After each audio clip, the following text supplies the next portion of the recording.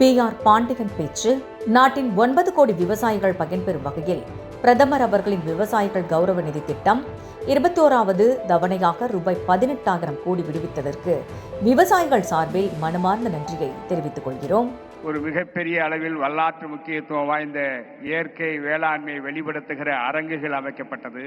ஆகவே இது மாநாடு என்கிற பெயரில் துவங்கப்பட்ட மாநாட்டை பாரத பிரதமர் அவர்கள் நேற்று காலையில் 21வது PM கிசான் திட்டத்தையும் இந்த மேடையில் உழவர்கள் மத்தியில் துவக்கி வைப்பது என்று முடிவெடுத்து ஒரு முப்பெரும் மாநாடாக இந்த மாநாடை அலங்கரித்ததோடு மட்டுமல்ல, ஒட்டுமொத்தமாக தென்னிந்திய விவசாயிகளுக்கு ஒரு நம்பிக்கையும் துணிவையும் உருவாக்குகிற வகையில் எங்களை போன்ற சாதாரண விவசாயிகள் அழைத்த போது வருகிறேன் என்று சொல்லி பல்வேறு நெருக்கடியான காலகட்டத்தில் இந்த தமிழகத்திற்கு வருகிறது இந்த உழவர்களுக்கு ஒரு நம்பிக்கையை ஊட்டியிருக்கிற, உலகமே வியந்து பார்க்கிற நமது பாரத பிரதமர் அவர்களை வருக வருக உங்களை வணங்கி மகிழ்கிறேன்.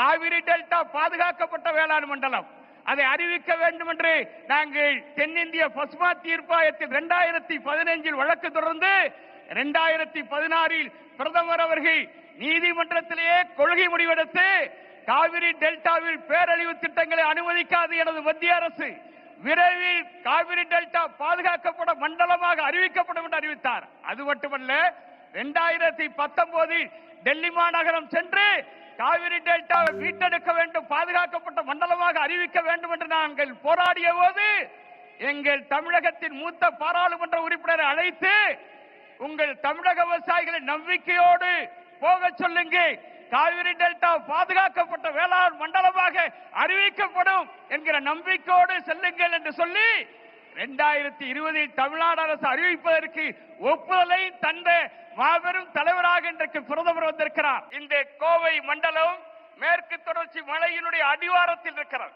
இந்த மேற்கு தொடர்ச்சி மலை கேரளாவில் துவங்கி அது பல மாநிலங்கள் வழியாக செல்லுகிறது.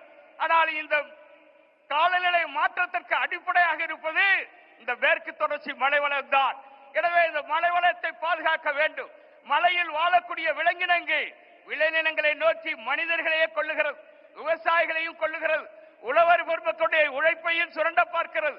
எனவே விலங்குகள் தேவை, வனங்கள் தேவை, விவசாயிகளையும் பாதுகாக்க வேண்டிய பொறுப்பும் கடமையும் நமது பாரத பிரதமருக்கு இருக்கிறது என்பதை அவர் பாதம் தொட்டு வணங்கி நான் கடமையாக முன்வைக்க கடமைப்பட்டிருக்கிறேன்.